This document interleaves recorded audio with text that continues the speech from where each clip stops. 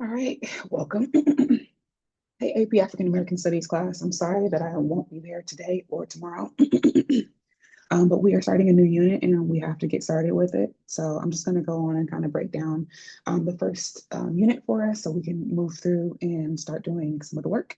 And then I will come back for the video tomorrow that further explains what's happening with some of our other tasks that we're going to be doing as it relates to unit two, excuse me. So we're working on unit two, and that is called Freedom, Enslavement, and Resistance. And so if we check it out, come on, work, there we go. So it's about 30 to 35% of your AP weight or exam weight, excuse me, and we're going to have about 39 to I'll say about 40, 41 lessons included in this unit, excuse me. And so the first thing I want us to kind of check out is that's going to be our worksheet. Okay. So we're going to check out our first thing, and that's going to be to just kind of evaluate our AP framework for this section. So we're going to look from pages 81 to 85 out of 441. So if I pull the framework back up, we're going to look in this area up here. So if we drop down to 81, there you go. So 81, 82, 83, 84, and 85. So I need you all to evaluate and just check out what we're going to be researching and studying for Unit 2. As you all do that, I need you all to answer the following questions in complete sentences. So what lessons are you looking forward to, or what lesson or lessons are you looking forward to and why? And then the second one is what lesson or lessons do you feel will be the most challenging to understand and why? And I want those responded to in complete sentences, okay? The next thing that we're going to do, once we should do for every lesson before we get started, we're going to check out our learning objective and our EQs. So if we just scroll down on our worksheet a little bit further, we have it in two options. We have the learning objective right here. We have our EQs right here, or we can go back over to our framework and just pop right into our first one, 2.1, and check out the African explorers in America, which is what we're going to focus on for today's class period. Okay. So once again, topic 2.1 is African explorers in the Americas. So we don't typically hear about African explorers. We hear about Africans being enslaved and brought over by force and not by choice. And so we're going to check out some Africans who are going to come into the United States or into North, South, and Central America or the Americas by choice and because they're looking for an adventure or exploration or whatever these things are. So I need you all to just check out, as I said, the learning objectives. So the first one, here we go. Explain the significance of the roles Latinos played as the first Africans to arrive in the territory that became the United States. Then after that, we're going to check out our EQs. Our first EQ, we're just learning about how some free Africans from the Iberian Peninsula. And so hopefully y'all remember where the Iberian Peninsula is. That's going to be the peninsula that has Spain, covers most of it. And then you have a little piece that's covering that is Portugal as well. So Spain and Portugal together are going to be on the Iberian Peninsula. And if we remember any of the history that we've done just in the previous lesson, we know that Queen Njinga and her people and her political affiliation, all that, excuse me, they were connected with Portugal because Portugal is by the Iberian Peninsula, and the Iberian Peninsula is right above Africa. Okay. And then we're also going to see one of our last lessons of Unit 1. We saw that we had some Africans or West Africans who were willingly going up into the Iberian Peninsula to survive, to live, to thrive, to trade, to do all those different things that they couldn't necessarily do in West Africa. So this is not going to be necessarily a new concept for what we're talking about, but it's going to be a new concept in terms of who is going to be at the forefront of certain things. Okay? Then we're going to look at the term Latino and see what that term means and how it's going to play a role in society during this time period. And so hopefully you guys have heard the term Creole before, but Creole is just going to be a mixture of usually European and African blood, sometimes indigenous blood as well. And so each kind of area, whether it be Spain, Portugal, even as we go further into South America, they're all going to have their own kind of definitions of what Creole is. And even in the United States, we have our definition of Creole as well, where it's typically people from Louisiana who have French blood and African blood and indigenous blood and all those different things kind of mixed together. But we'll talk about the role that Creoles play a little bit later.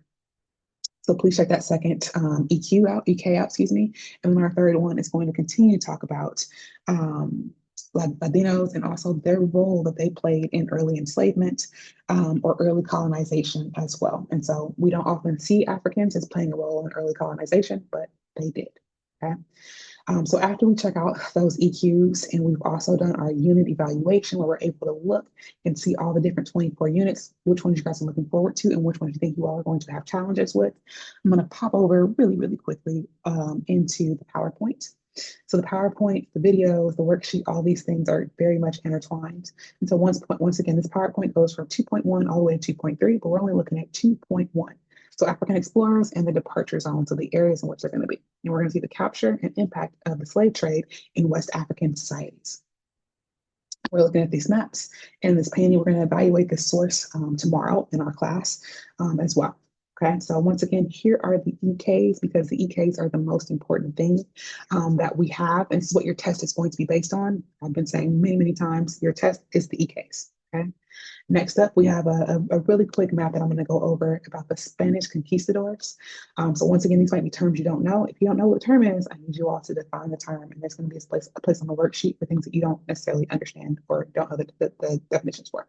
Let's look at this map really quickly. So it's going to show you the Spanish conquistadors, or just the areas that Spain was able to conquer kind of before the introduction of slavery in our country. So slavery is going to officially be introduced to the United States in 1619. And if you look at a lot of these things are happening in the early 1500s. So about 100 years or more before the introduction of chattel slavery into the United States. So we can see the different places that we now know of as different states or different countries that were founded or colonized, not founded, but colonized by the Spanish during this time period. So we have Venezuela, Trinidad, Puerto Rico, Hispaniola, which becomes Haiti and the Dominican Republic. We have Jamaica, we have Cuba, Florida, the state of Florida. We have Yucatan, we have Honduras, Nicaragua, Panama, all of these areas, Mexico.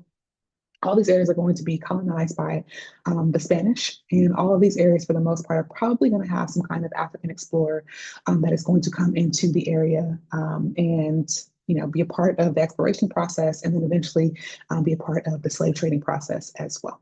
Okay. All right, and so this image, we're going to check out this image. Was the image that was in the beginning of our PowerPoint. We're going to check this image out a little bit more in depth tomorrow, along with this writing right here, or this petition that Juan Guerrero, who we're going to learn about in a moment, is going to create. So Juan Guerrero is the person featured in this painting.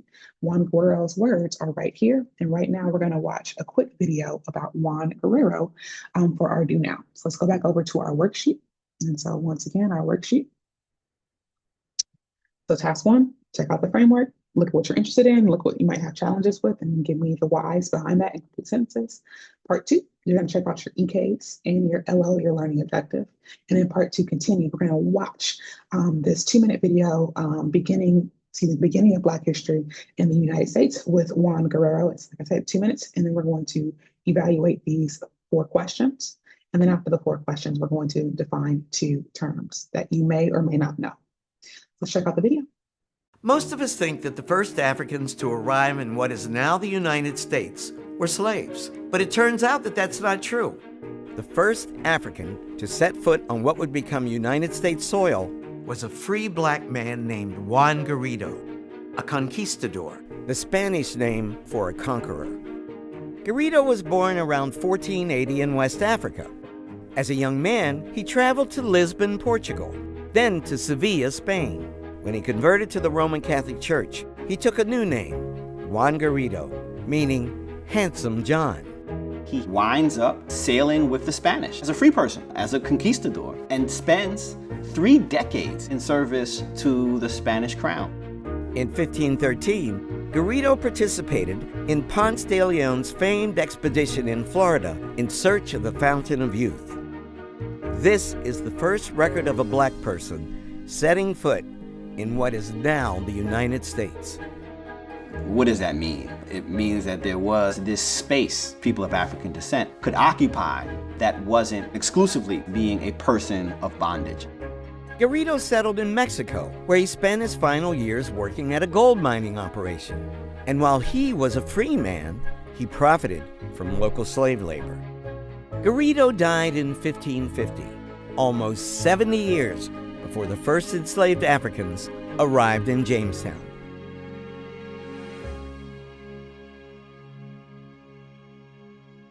previously, once again, so Juan Garrido is going to pass away 70 years before the official enslavement happens in the United States, or the official beginning of enslavement happens in the United States of chattel slavery. And so after we check out that 2-minute video, the link for that is right here. So you guys can check that out again on your own time, or you guys can just replay this video one more time if you need to. We're going to check out these 4 questions. You guys are going to respond to these in complete sentences. So what is the significance of Juan Garrido being the first African to set foot on what is now the United States soil, what is now United States soil, excuse me.